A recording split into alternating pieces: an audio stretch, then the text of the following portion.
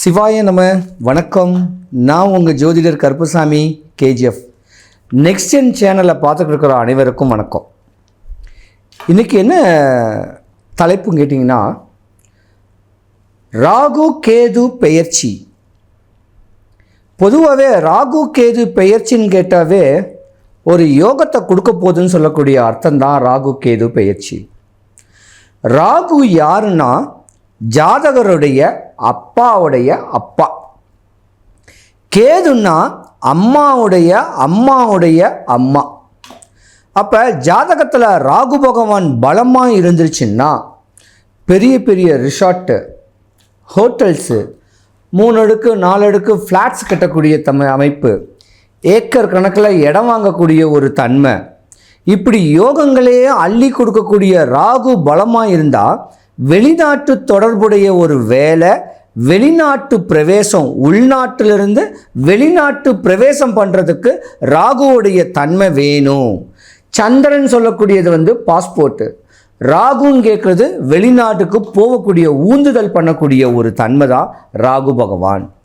பொதுவாக இந்த ராகு பகவான் கேட்கக்கூடியது பார்த்திங்கன்னா, ஒரு பிஸ்னஸை பார்த்திங்கன்னா இல்லை கோடி கணக்கில் டேர்ன் ஓவர் பண்ணுறாங்கல்ல, இவங்களுக்கெல்லாம் ராகு பலமாகவே இருக்கும்.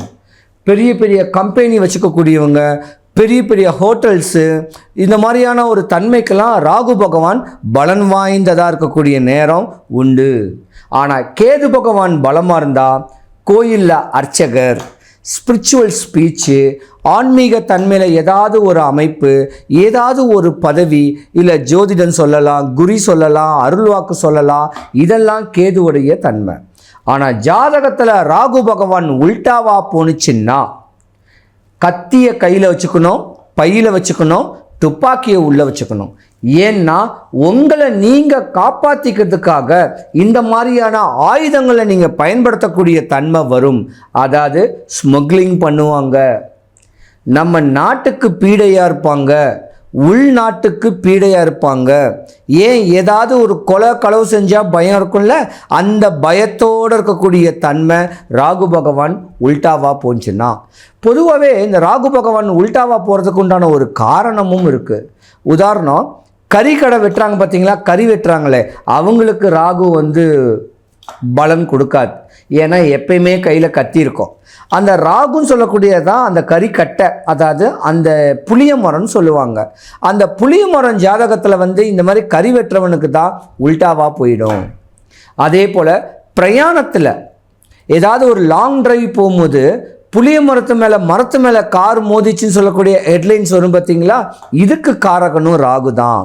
அப்போ நீங்கள் என்ன பண்ணணுன்னா, ராகு தசை நடக்கிறவங்களாக இருந்தாலும் சரி, ராகு புத்தி நடக்கிறவங்க இருந்தாலும் சரி, ஜாதகத்தை ஒரு நல்ல ஜோதிடர்கிட்ட காமிச்சு தனக்கு ஏதாவது ராகுக்குடைய தோஷங்கள் இருக்கா, இல்லை ராகுவுடைய கெட்ட பார்வைகள் இருக்கா, இல்லை நடக்கிற நேரத்தில் ராகு தசை நடக்குதா, இல்லை ராசிக்கு 8வது வீடு 10வது வீடு 12வது வீட்டில் ராகு பகவானுடைய அமைப்பு இருக்கான்னு பார்த்து உங்களுடைய ஜாதகருடைய அப்பாவுடைய அப்பா இறந்திருந்தார்னா அவருக்கு போயிட்டு ராமேஸ்வரத்தில் ஒரு பிண்ட பூஜை ஒன்று பண்ணுங்க. முடியாதவங்க தான் வீட்டில் ஒரு படையல் போட்டு தான் தாத்தாவை நினச்சி ஒரு சாமி கும்பிட்டு வந்தீங்கன்னா இந்த மாதிரியான இடையூறல் உங்களுக்கு வராது. பொதுவாகவே இந்த ராகு கேது உங்களுக்கு நல்ல நேரத்தை கொடுக்கணும் விஷயங்கள் சொன்னால் ஒரு சின்ன ஸ்லோகம் சொல்கிறேன், அந்த ஸ்லோகத்தை சொல்லுங்கள்.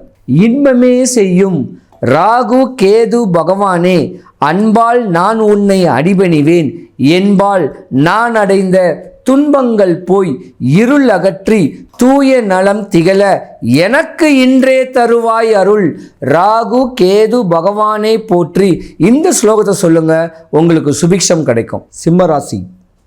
சிம்மராசிக்கு அதிபதி சூரிய பகவான்.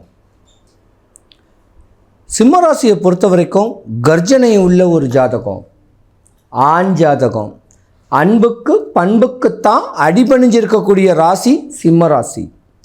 சிம்மராசியை பொறுத்த வரைக்கும் பெண்கள் பார்த்தீங்கன்னா செம்ம பிரில்லியன்ட், படிப்பு, தான் தாயி தான் தகப்பன் பேச்சை கேட்டு நடக்கக்கூடிய அற்புதமான பெண்கள்.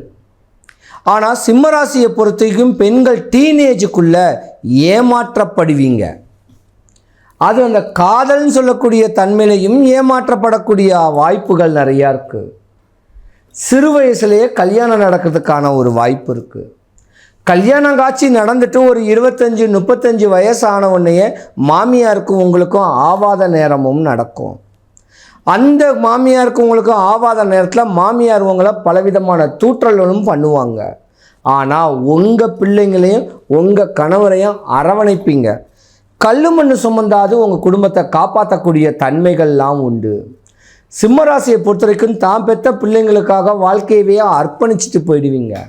அந்த பிள்ளைங்க ஒரு வாழ்க்கை மேன்மையாகணும்னு சொல்லி பாடுபட்டாது கல்யாண காட்சியும் பண்ணி வைப்பீங்க. கல்யாண காட்சிகள் பண்ணி வச்சாலும் அந்த பிள்ளைங்களுடைய மனைவிமார்கள் உங்கள் பேச்சை கேட்காது. இந்த டிப்ரெஷனில் உள்ளூர்லாம் உங்களுக்கு எதிரி இருக்க மாட்டாங்க, உங்கள் வீட்டுக்குள்ளேயே எதிரி இருப்பாங்க. இந்த உடைய ப்ரெஷர் உங்களுக்கு ஹார்ட் சம்மந்தப்பட்ட நோய் வர்றதுக்கு வாய்ப்பு இருக்குது. சிம்ம ராசிக்காரங்களுக்கு குடல் சம்பந்தப்பட்ட நோய் வர்றதுக்கு வாய்ப்பு இருக்குது.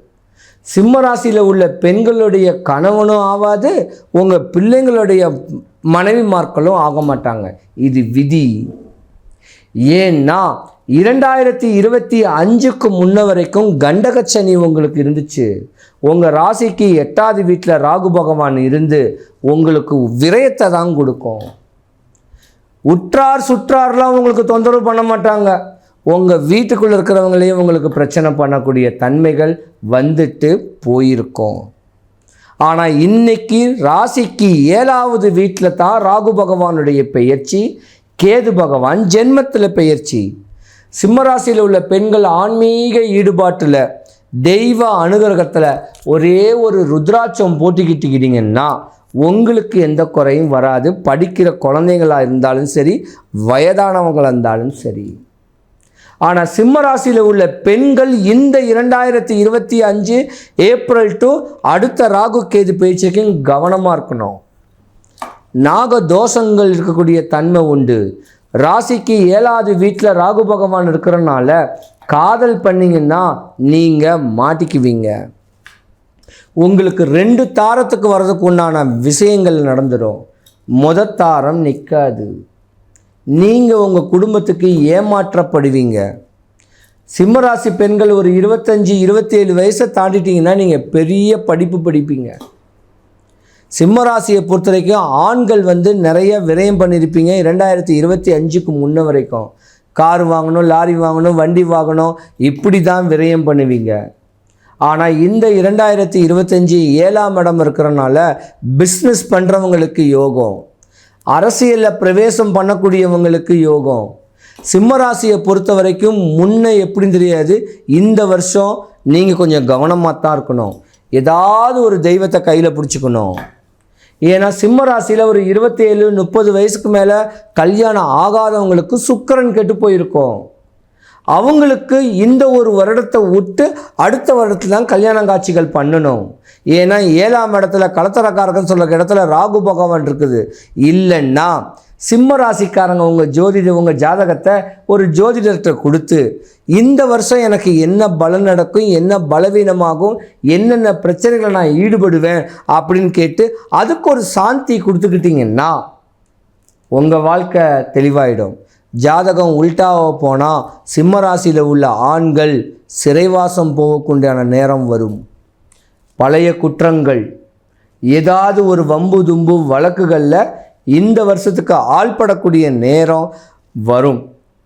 எதுலேயும் மாட்டக்கூடாது, எந்த பெண் விஷயத்துலேயும் மாட்டக்கூடாது, எந்த மண் விஷயத்துலேயும் மாட்டக்கூடாதுன்னு அவங்கவுங்க குலதெய்வத்தை முறையாக வேண்டிக்கிட்டு வாங்க சிம்மராசிக்காரங்க.